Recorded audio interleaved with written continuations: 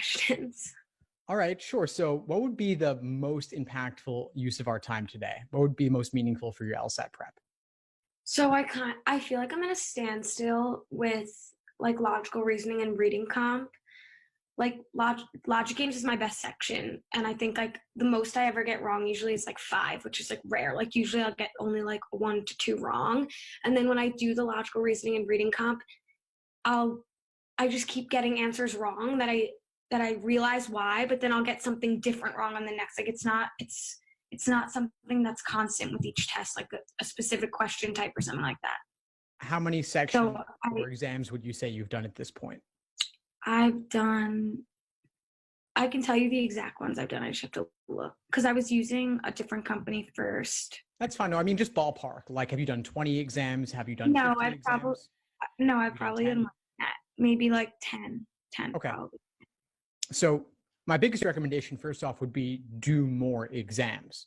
It Mhm. takes a while to start to see the patterns and to Yeah. start to reap the benefits of what you're doing. Because if you do 5 exams and you learn those questions that you got wrong, those exact methods of reasoning might not repeat on your next 5. But over time, the number of patterns that you've been exposed to and understand will start to Mm. require that they repeat themselves. And Yeah. then you will start to make improvements. So I was averaging like 158s to 162s. So I wanted to get in the 160s for the September test. I don't really know what happened. I did not get that, but so I'm hoping to get a 165 or better on the next one. So I read how your best strategy is like to do an everyday plan exactly. So I was hoping we could like make one of those together. Yeah, sure. So your target date is what, November? November, yeah, November. Okay, so you've got about a month between now and then. And would you say that there are certain weak areas you've identified? Like no, honestly. Do you feel like you're still lacking kind of in all areas except maybe games? Yeah, I think so. Yeah, I guess I would say that. But do you have a proficiency in the different types of logical reasoning questions? It varies, but like for some weird reason, I get the easier ones wrong, like the main point questions or like strengthening questions, which I in the beginning was doing so well, and then I think I just didn't focus enough on them, and then now they're like lagging behind. Mm-hmm. So I'm not exactly positive, honestly. Okay, so you might want to do a couple of exams over the next couple of weeks Mhm. just to see if there is a particular trend. Take note of that. Okay, so how many exams do you think I should be doing a week? Well, what are your other obligations right now? Like I go to Work, school? school, but like Okay, obviously, well, they're both important, but I have plenty of time to like do towards the LSAT. So I okay, don't like schoolwork is fine. sure. All right, in that case, I would suggest you do at most 2 full-length 5-section timed exams per week between now and test day. Okay. No more than that because you can't really afford to do more given schoolwork, and more than that might not be useful anyway. But 2 Mhm. per week, spaced out, not on consecutive days, and then detailed review of those exams. Okay. And make those the most recent exams, ideally those from the 70s and 80s. Hmm. But also save a handful of those new exams to do for a potential retake. So you might do even numbered ones now, and then save the odd numbered ones if you were hypothetically going to potentially retake in the future. But over the next couple of weeks, note if there are any particular weak areas that jump out, like certain logical reasoning question types. And if there are, you might do some drilling on those types or read some foundational material on those types. So should I be doing your lessons that are in that 2-month plan, or I should only be doing the ones that I think I'm lagging behind in? I would say at this point, if you're only a month out, do only the lessons that you're lagging behind in. You don't need to do everything, especially since you're not starting from scratch. Okay. But if you need a So refresher on inference questions or weekend questions, do the relevant lessons on those. And then definitely do the masterclass videos because that is the more advanced material where I'm actually doing things like critiquing student written explanations to help you improve your review process. okay, and so when I'm not doing tests, I should still be doing like 3 times section a day, right? But like separate them. Like I don't have to do them all in a row. That's a great question. So let's say hypothetically you're doing your full length exams on Monday and then on Thursday, hypothetically. You could then spend Tuesday reviewing. Wednesday, you might drill some weak areas. You might do 2 individual sections back to back. Thursday, another full length exam.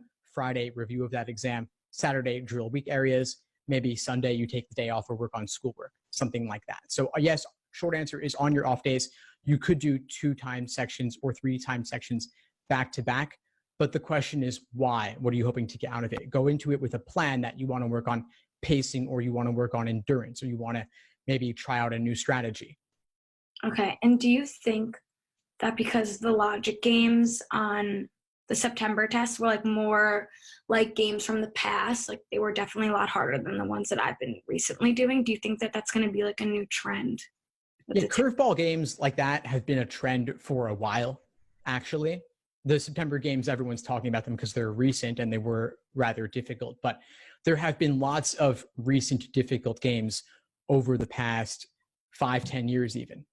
So I would suggest that you do a ton of weird games just to expose yourself to those. And the old games are good. There are some newer ones as well.